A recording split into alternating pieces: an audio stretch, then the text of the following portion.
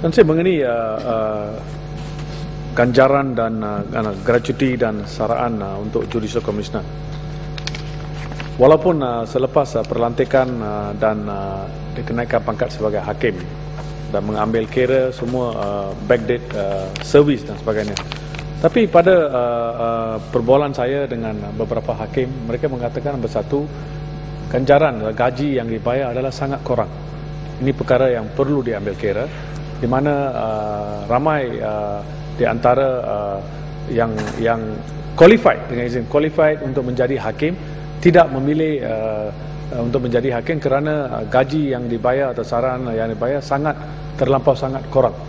Dan bermakna kita tidak dengan izin attract the best brains to become judges in this country.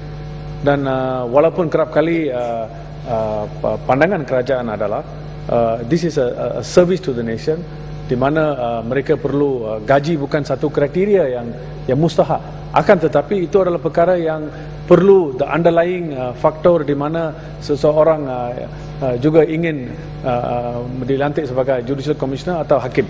Dan saya juga ada beberapa kali mengatakan di Dewan Yang Mulia ini bahawa kalau boleh semua gaji-gaji Judicial Commissioner dan hakim-hakim diberi tax exempt, supaya seperti ahli parlimen juga, mereka juga boleh menikmati satu bayaran yang menasabah. Kebanyakan perlantikan yang dibuat pada masa ini sebagai Judicial Commissioner adalah bukan dari private sector sahaja, tetapi lebih dari kerajaan. Ini juga perlu diambil kira, di mana peluang yang lebih banyak perlu diberi kepada pengambilan atau perlantikan hakim-hakim dari swasta, kerana mereka ada pengalaman yang banyak dan exposure yang banyak, dan jika dibayar gaji yang lumayan, bayaran yang lumayan, kita boleh dapat, we can tap dengan izin the best brains and the best people to join the judiciary in this country. Dan ini akan membawa satu image yang baik kepada negara ini. Yang menjadi masalah selepas confidence sejak tahun 1998, confidence in the judiciary dari tahun 1997, 98 hingga sekarang, lebih teruk selepas kes W.K. Lingam, di mana perkara-perkara telah dibangkitkan, di mana hal-hal mengenai institusi kehakiman, di mana of earthquake proportion dengan izin, dan perlu memberi satu nafas yang baru, perlu satu pembaruan yang baru, dengan mungkin selepas Judicial Commission ditumbuhkan, di mana perlantikan dan sebagainya, semua pihak yang the main players dalam hal ini dapat tahu bahawa macam mana proses ini dilakukan. Tuan Sri Speaker, saya juga dapat tahu bahawa walaupun ada kekosongan, macam di Ipoh, Tuan Sri Speaker, walaupun ada kalau tak silap saya 8 bilik mahkamah tinggi, hanya 2,5 hakim dilantik. Saya kata 2,5 Tuan Sri Speaker kerana kerap kali satu hakim dia cuti atau dia dalam proses sudah ditukar dan akan dilantik dan sebagainya. Kerap kali. Terima kasih Tan Sri Speaker. Terima kasih Yang Berhormat Ipoh Barat. Saya lihat hujah-hujah Yang Berhormat Ipoh Barat ni agak menarik. Saya bukan tidak sokong cadangan Yang Berhormat kepada Menteri bahawa gaji-gaji ataupun seberang yang perlu dibayar kepada hakim-hakim, termasuk juga dengan ahli-ahli parlimen jika perlu. Jadi saya minta penjelasan sikit daripada Yang Berhormat Ipoh Barat soal kewibawaan, with due respect, dengan izin, dengan peguam-peguam yang dalam private practice.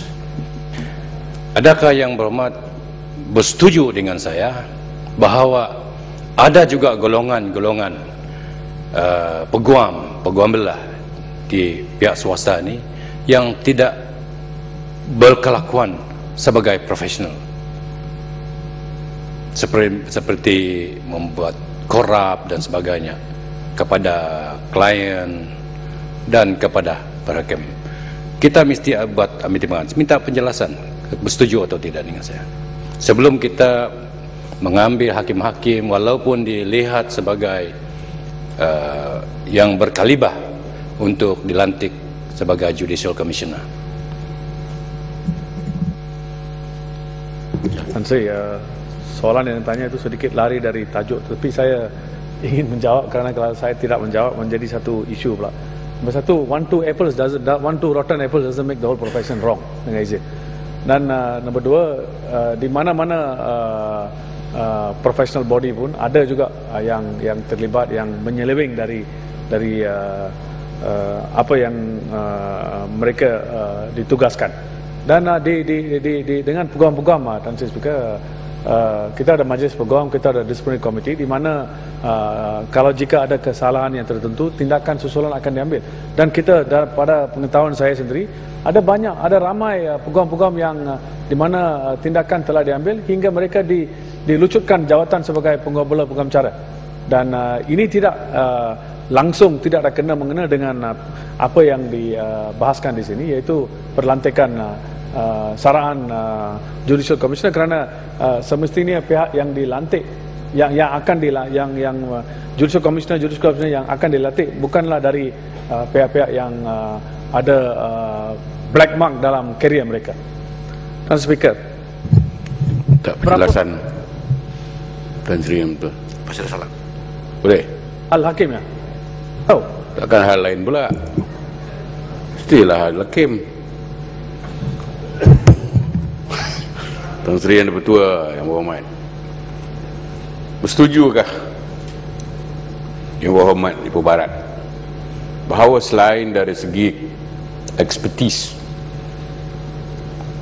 untuk menjadi seorang hakim yang layak untuk menduduki jawatan itu, bahawa integriti seseorang itu juga penting? Bagaimana kalau ada contoh umpamanya seorang hakim konon hebat tapi integritinya tidak ada, tak berani untuk buat keputusan secara without fear of favor, cuma apabila sudah suasana berubah barulah berani mengatakan dia diugut, dia antar ke camp sana camp sini. Ini tidak ada integriti, tidak ada kewibawaan. Mungkin dia ada kompetensi, ada expertise, qualified. Daripada mana? UK ke mana ke?